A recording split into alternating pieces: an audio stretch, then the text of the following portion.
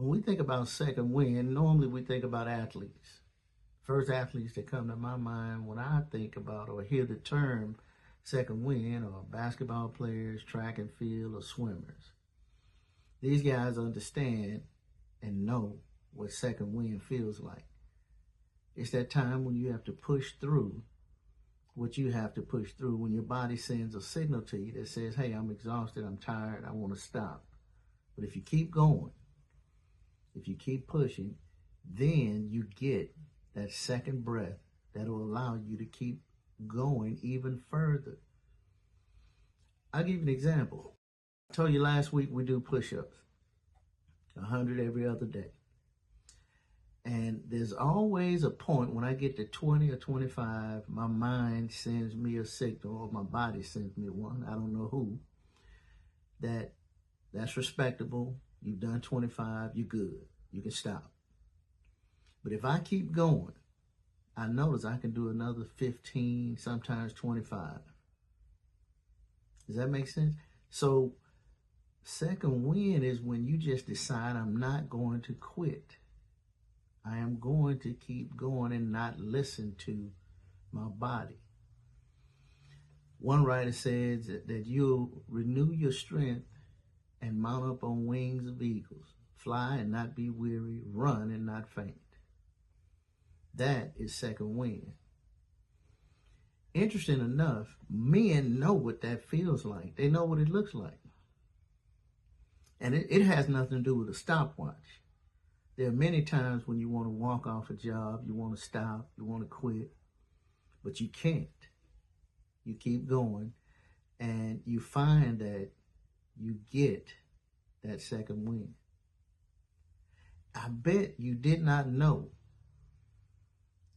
this is how important men making decisions about life really is paramount.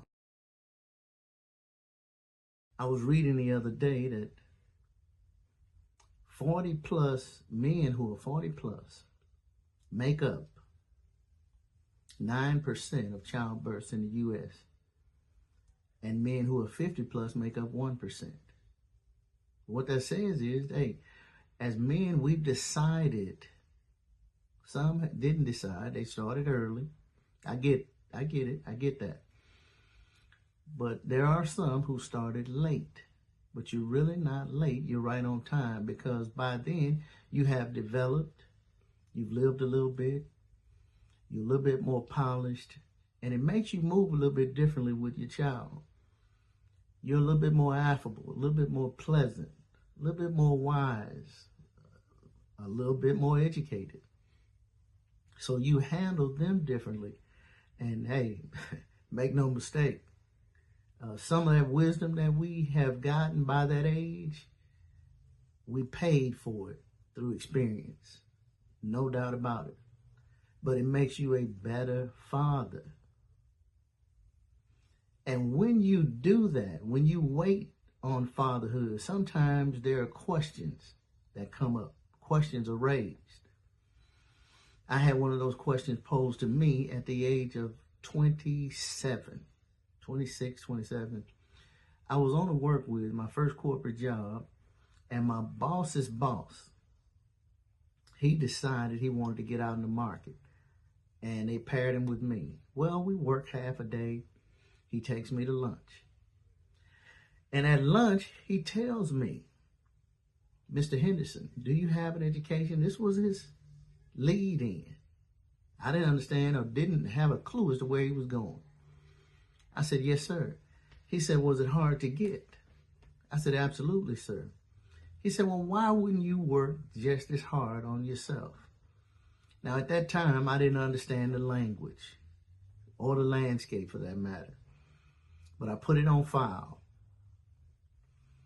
And I started thinking, man, did he just call me out? He just checked me. Why wouldn't I work just as hard on myself? I mean, hey, we work hard on everything else, don't we? The job, the relationship, the car, the house.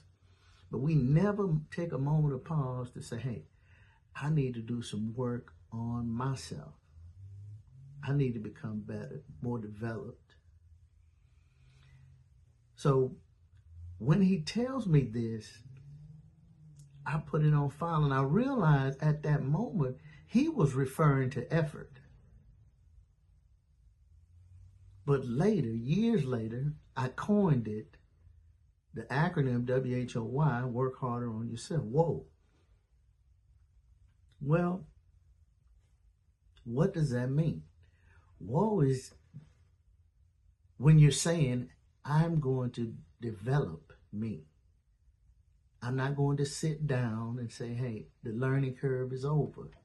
No, the learning curve is never over. We're always expanding. We're always growing. We don't wish things were easy. We get better. So that's what WHOY stands on. It's not about effort. And it's not about talent. I'll give you an example. I recently watched the movie Ray with the boys. And in that movie, there was a scene where he took his girlfriend, future wife, they went to lunch. And he made a comment about the hummingbird, could she hear? But then he asked her, had she heard his music? And her response was, and I'm paraphrasing, I've heard it. It's okay. And he was kind of taken back by it, but her next statement, she said, it's okay. It sounds familiar. I'm wondering what the real Ray Charles sounds like. So now we move from, we seem to move from effort, talent, to originality. And originality is powerful. I was having coffee with a partner of mine some years back, and we were talking about, we're all athletes, so we were talking about athletes. And this came up about one in particular. I won't mention the name. You can use your imagination. But anyway, I said that there's nothing worse than a cheap copy of a great original. And when you decide not to work harder on yourself, then you've made a decision to become a cheap copy of a great original. No one else, you. So, second wind tells you it's not over, keep going. And then WHOY, work hard on yourself, gives you the direction in which you need to go. I watch my 13 and 11 and 3-year-old boy. They fight all the time. Those of you who have boys, you know what I'm talking about. Not physically, because I won't allow that, but they fight over chores, and they fight over the dog, and they fight over the clothes and cleaning the room. They fight over everything. And when you stand back and listen to it, really, they fight over nothing. They never take a moment to say, you know what, I'm going to stop looking at him and I'll start looking at me. I'll develop me. I'm not worried about him. And the thing is, identity requires work. This is why originality is so important. Because life holds up for you and me a mirror. It holds up a mirror, and we can either ignore it or we can pay attention to it. It doesn't hold grudges because it's polite like that, right? But life does hold receipts. It keeps them. So in our 20s, we can ignore the mirror. We can ignore our development, what we look like. In our 30s, we'll negotiate with it. But in our 40s, You get over 40, now the mirror just, it's on the wall and it's saying to us, you know what? Is this what we decided to do? Is this what we decided to become? We're settling for this. So now the mirror starts talking back to us. One thing that I've learned about second wind is it shows up and it's available. It's available when you're frustrated. It's available when you're tired. It's available when you don't know what to do. It's available when you have nothing left to give. I promise you, you can find a second wind. You're not late. You're right on time. We're talking about reassignment. I know you thought you were done. I know you felt like it was a wrap. You had older kids, but all of a sudden, now you have new kids. You had a wife, and now you look up and you've got another wife.